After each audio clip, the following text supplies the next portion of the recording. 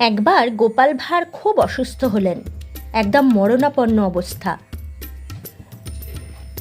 রাজসভা থেকে বৈদ্য এসে দেখে গেল, কিন্তু তিনিও জবাব দিয়ে গেলেন গোপাল আর সুস্থ হবে না। খবর পৌঁছে গেল স্বর্গে। যমরাজ এসে হাজির। মৃত্যুকে সামনাসামনি দেখে গোপাল ভয় তো পেলেনই না, উল্টে কিছু বুদ্ধি প্রয়োগ করার চেষ্টা করলেন। যমরাজ বললেন, গোপাল, তোমার সময় শেষ, চলো ওপরে চলো।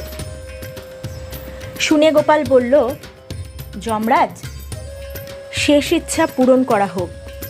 আমার শেষ একটা ইচ্ছা আছে, সেটা পূরণ করা হোক। সত্যিই আমি অসুস্থ, আমার মরণাপন্ন দশা। যমরাজ বললেন, বলো তুমি কি চাও? না, আমি শেষ 1 ঘন্টা আমার পুরনো বন্ধু বান্ধব সবার সাথে দেখা করতে চাই। তোমার শরীর যদি দেয় তাহলে তুমি করো। এই বলে গোপাল গ্রামে বেরিয়ে পড়ল। পুরনো বন্ধু বান্ধবদের সাথে বসে গল্প করা, পুরনো স্মৃতিচারণ করা, কারোর বাড়িতে পায়েস খাওয়া, এই সব কাজগুলো করলেন। 1 ঘন্টা পর গোপাল ফিরলেন।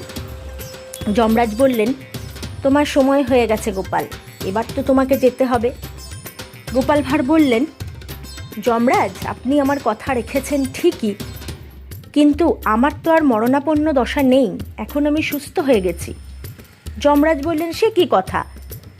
তোমার যাবার সময় দেখে আমি এলাম, এখন কি করে তুমি সুস্থ হয়ে গেলে?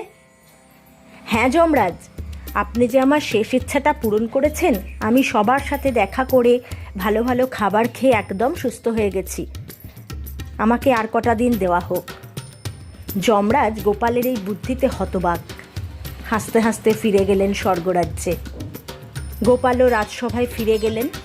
ফিরে গিয়ে তার এই বেঁচে যাওয়ার গল্পটি সবার কাছে বললেন এবং প্রশংসা কুড়ালেন।